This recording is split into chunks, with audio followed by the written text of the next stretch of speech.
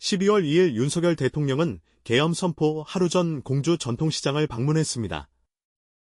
대선 후보 시절 방문한 뒤 3년 만에 다시 찾은 고향이었는데요. 당시 여론조사에서 18%라는 낮은 지지율을 기록했습니다. 하지만 상인들은 예상과 다르게 따뜻한 환영 인사로 맞아주면서 떡집 사장님은 손주가 8명이라며 환한 미소로 자랑을 늘어놓았고, 윤석열 대통령은 시장 사람들의 환대에 감사하며 방송 부스를 들러 인사를 하고 싶어 했습니다. 갑작스러운 결정에 경호처장이 반대했으나 고집을 부려 라디오 부스에 앉았고, 윤석열은 아직 새해가 한 달이나 남았음에도 불구하고 새해 인사를 건넸습니다. 부스 안을 쳐다보던 시장 사람들은 조금은 빠른 새해 인사에 서로를 바라보며 방긋 웃었습니다. 그리고 12월 3일 계엄 당일 키르기스스탄 자파로프 대통령이 방한을 했고 용산의 대통령실을 찾았습니다. 키르기스스탄은 2020년 부정선거로 홍역을 치른 국가였으며 자파로프 이전 당선된 진베코프 대통령은 노골적인 친중 정책을 펼쳤습니다. 러시아와 공동통화를 도입하여 자국 경제가 러시아에 종속되게 만들었으며 중국으로 6억 위안을 빌린 후 광물 자원 라이센스를 중국에게 줘버렸습니다. 키르기스스탄 국민들은 결정적인 이익과 주권을 스스로 선택할 수 없었고, 이에 국민들은 2020년 10월 5일 총선에서 현 정권을 투표로 심판하고자 이를 갈고 있었습니다. 하지만 총선 결과 의석수 총 120석 중 친중 진베코프가 107석을 독식했습니다. 오후에 개표 결과가 나오면서 분노한 10대, 20대 학생들이 알라토 광장으로 쏟아져 나왔습니다. 학생들은 과거 우리 대한민국의 민주항쟁처럼 선거 무효와 재선거 실시를 요구했으며 시위대의 모습이 소셜미디어를 통해 빠르게 확산되어 저녁이 지나서는 수천 명이 되었습니다. 진베코프 대통령은 시위대가 커지기 전에 해산시키기 위해 무력을 동원하며 가로등 전력을 차단하고 물대포, 최루가스, 섬광탄을 사용하며 시위대를 폭력으로 진압하기 시작했습니다. 그러한 폭력의 시위대는 3단봉으로 얻어맞으며 피범벅이 됐고 가로등이 다시 켜지고 사람들은 현장의 모습을 목격 후 경악했습니다. 말 그대로 아수라장이었으나 그 가운데 한 학생이 쓰러져 있었는데 쓰러진 청년은 19세 오무트베크라는 청년은 섬광탄의 폭발로 양쪽 다리가 절단되어 죽어 있었습니다. 잔혹하게 죽은 청년의 모습이 소셜미디어로 빠르게 확산되었습니다. 그 모습을 보고 국민들은 분노하여 길거리로 쏟아져 나왔습니다. 시민들은 경찰 또한 자신들과 같은 국민으로 여기며 연대의 가능성을 기대했으나 경찰은 키르기스스탄에서 안정적인 수입을 보장하는 결혼 유망 직업 중 하나였습니다. 하지만 이상하게도 경찰은 가차없이 폭력을 행사하며 시민들의 피를 개의치 않아 했습니다. 키르기스스탄의 경찰 대부분은 북구 러시아계와 중국 화교 출신이었습니다. 소련 잔재 세력과 중국 화교들에게 지나친 입시와 채용에 특혜를 준 게 원인이었습니다. 그들은 경찰 채용뿐 아니라 기득권이 될 수 있는 길이 활짝 열려 있었습니다. 키르기스 국립의대, 알라토 의대, 비슈케크 의대에 특별 전형으로 입학이 가능했으며 비슈케크 7대 법대에도 이들을 위한 특례 입학이 있었습니다. 이들은 진학할 성적이 되지 않아도 소수민족 차별 방지를 빌미로 자녀들이 대거 입학했습니다. 좋은 대학으로의 진학은 좋은 직업으로 귀결되었고 키르기스스탄의 경찰은 상류층을 꿈꾸는 좋은 직업군이었습니다. 소수 민족들은 자신의 이익과 혜택을 지키기 위해 무차별적으로 시위대를 폭력 진압했고 10월 5일 밤 사상자가 약 600명에 달했습니다. 확고한 신념을 지닌 시위대는 억압을 받을수록 더욱 강렬하게 타오르는 것은 프랑스 혁명, 프라하의 봄, 천안문, 그리고 4.19 혁명과 같이 역사가 거듭 증명해온 진리였는데요. 이날 키르기스스탄의 국민들은 분노와 결의 속에서 잠을 이루지 못했습니다. 10월 6일 새벽, 수도 비슈케크의 100만 명 중 70만 명이 거리로 남녀노소 할 것 없이 모든 국민이 거리로 쏟아져 나와 하나의 목소리로 부정선거를 외쳤습니다. 키르기스스탄의 남자들은 수천 명이 스크럼을 짜며 경찰의 진입로를 차단했고 눈앞에서 섬광탄이 터져 실명하였는데도 스크럼을 놓치지 않았습니다. 물대포와 최루탄에 굴하지 않고 저항의 의지를 굳건하게 보여줬습니다. 경찰의 폭력적인 시위 진압에도 불구하고 시민들은 서로를 보호하며 평화적 시위를 이어갔으며 드루지니키라는 시민 순찰대를 조직하여 시위가 수반하는 폭력성을 스스로 감시하였습니다. 시위대는 낮에 선관위를 점령하고 국민 저항을 통해 선거 무효화를 외쳤고 저녁이 되자 시위대는 구치소에 쳐들어가 불법 체포된 자파로프를 석방시켰습니다. 당시 대통령 젬베코프는 이를 쿠데타라고 맹비난하고 비상사태를 선포하며 강경 진압을 시도했고, 시민들은 경찰의 무차별적 폭력 진압에도 평화적 시위로 계속 맞섰습니다.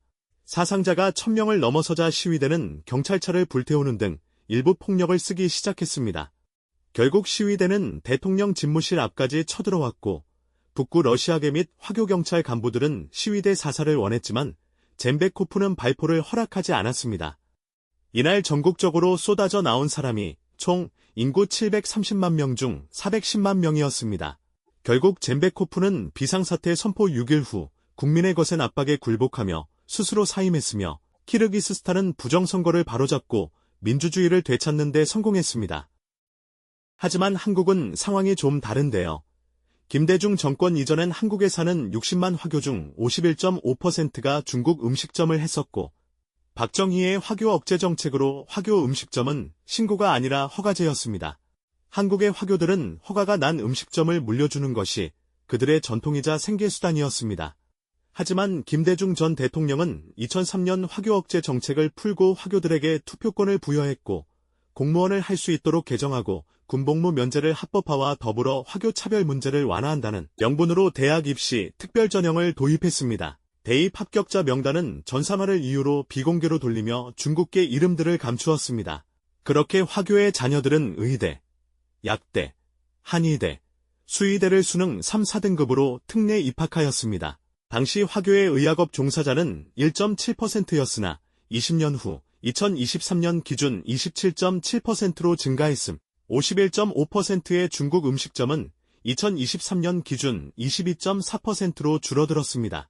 화교의 자녀들은 음식점을 물려받지 않고 대부분 의사, 약사, 한의사, 수의사가 된 것이며, 조선족 사투리를 쓰고 령자의 이름을 가진 여자 약사가 많은 것도 앞서 말한 이유입니다. 하지만 화교들은 의학업뿐만 아니라 다른 분야에도 진출하였는데요. 특히 연애, 언론, 정치, 사법, 입법, 선거 모두가 장악된 상태입니다. 화교들은 태어난 나라가 아닌 화교라는 정체성에 소속감을 두고 살아가며 애국심보다는 경제적 이익을 최우선으로 여깁니다. 자신들을 보호할 수 있는 것은 오직 경제권이라 믿는데, 이는 자신의 땅이 없던 유대인과 비슷한 생존 방식입니다. 전통적으로 화교들은 돈이 되는 일은 무엇이든 서슴지 않게 행합니다. 일반적으로 화교의 잠식 상태는 6단계로 구분하는데요. 1단계. 박정희 전 대통령의 사공화국처럼 생계형으로 음식점과 소매업 등 시장 활동으로 시작. 2단계 말레이시아의 경우처럼 시장 수익으로 다른 화교에게 돈을 빌려주는 사금융이자 장사를 하며, 3단계 현재 싱가폴처럼 화교 네트워크를 세우고 수출입 무역과 금융업으로 본격적으로 돈을 벌기 시작하고, 4단계 앞에서 언급한 키르기스스탄과 인도네시아처럼 언론과 정치권의 로비를 하여 차츰 규제를 살살 풀어갑니다. 5단계는 필리핀과 태국처럼 정치권과 연대하여 부동산 개발을 통해 대규모 자본가로 올라선 후, 마지막 6단계 현재 이 땅 우리의 자유 대한민국의 경우처럼 경제, 정치, 문화 전반에 영향력을 행사하며 분열과 통제를 도모하게 됩니다. 화교 자본가들은 앞에서 말한 것처럼 정치 로비를 하여 화교 자녀들에게 은밀한 혜택을 만들어주고, 그 자녀들은 입시와 채용에서 사회 고위층으로 수직 상승이 가능한 구조가 됩니다. 손쉽게 스카이, 인서울, 한예종을 거쳐 대기업, 공무원, 방송인, 언론인이 되어가고 있습니다. 사다리를 타고 올라간 요직에서는 현재 반국가적 활동을 하고 있으며, 중국 음식점을 물려받은 자녀들 또한 커뮤니티 댓글로 하루 종일 여론 형성에 몰두하고 있습니다. 남녀노소 자본가 노동자 불문하고 화교들의 최종적 목표는 대한민국의 분열을 야기하는 건데요. 대한민국이 분열되면 분열될수록 화교들은 강해지며, 어디든 화교를 심어놓는다면 한국 분열이라는 방향성을 갖추기가 쉬워집니다. 우리 자유 대한민국 분열의 본체는 화교들입니다. 경상도와 전라도 사투리를 구사하고 한국 사회에 완벽히 스며들어 있는 존재들이며, 우리는 명단이 공개되지 않은 모든 것들을 의심해야 하고 어디까지 영향을 미치는지, 어떤 권력을 가지고 있는지 알기가 어렵습니다. 정치권은 좌우를 넘어 화교들이 이 나라를 주무를 수 있도록 기반과 기틀을 마련했으며, 이것은 정치적 설계의 결과물이며 분열을 원하는 화교와 대한민국의 정체성을 부정하는 세력의 공생관계입니다. 대한민국 건국의 정당성을 흔들고 친일 정권이라는 프레임으로 현 국가 정체성을 부정하는 집단, 한때 한국을 지배했고 언젠가 다시 지배할 수 있다고 믿는 중화사상에 사로잡힌 무리들. 이들의 공생은 한국 내부를 와해시키는 것이 훨씬 더 치명적인 결과를 초래하기 때문이고 특히 정치와 언론은 대한민국의 분열을 촉진하는 가장 강력한 도구로 기능하고 있습니다. 화교들의 은밀한 특혜와 사회적 성공은 단순히 개인적 성공을 넘어서는 일이고 대한민국의 안정과 발전을 저해하는 구조적 문제입니다. 극단적인 자살률과 출산율은 이미 계획대로 잘 진행되고 있다는 이야기입니다. 2024년 12월 3일 계엄령 당일 윤석열은 키르기스스탄의 대통령을 초대했습니다. 구치소에 갇혀있다 대통령이 된 자파로프 대통령. 윤석열 대통령은 자신이 겪게 될 상황과 유사한 경험을 했던 자파로프와 독대했습니다. 목숨을 걸고 계엄을 하기 전에 작은 위로가 필요했을 수도 있고 윤석열에게 계엄은 대한민국을 지키기 위한 최후의 선택이었습니다. 하나 된 국민은 권력이나 무력으로도 꺾을 수 없는 절대적인 힘이라는 것을 알고 있었습니다. 자유 대한민국의 국민들이 어떤 위기 속에서도 정의와 자유를 선택할 것이라고 굳게 믿고 있으며 키르기스스탄의 국민도 해냈기에 대한민국도 할 수 있을 거란 믿음이 있었을 겁니다. 이 영상을 제작하는 제작진도 그리고 다수의 사람들은 계엄 전에도 여기저기 걸린 탄핵 현수막을 스쳐 지나간 경험이 있을 것이고 그래도 뽑아놨으니 이래나 저래나 잘하고 있겠지 생각했습니다. 그리고 국민들은 탄핵 현수막이 펄럭이는 횡단보도를 지나 자신의 삶에 다시 몰입했습니다. 키르기스스탄의 대통령은 윤석열 대통령을 독대하며 말했습니다. President Yoon, trust the people and give it a try. 윤 대통령, 국민을 믿고 해보십시오. 2024년 12월 2일 윤 대통령은 공주시장 라디오 부스에서 예정에도 없던 인사를 하고 싶어 했습니다. 경호처장의 반대에도 라디오 부스를 들여다보던 시장 사람들에게 윤석열은 새해 인사를 건넸습니다. 조금 잃은 새해 인사에 사람들은 서로를 바라보며 방긋 웃었고 윤석열 대통령은 시민들을 보며 말했습니다. 여러분들 저 믿으시죠? 긴 영상 시청해주셔서 감사합니다. 마지막은 제 가슴속에 품고 있는 말과 제일 좋아하는 영상으로 마무리하겠습니다.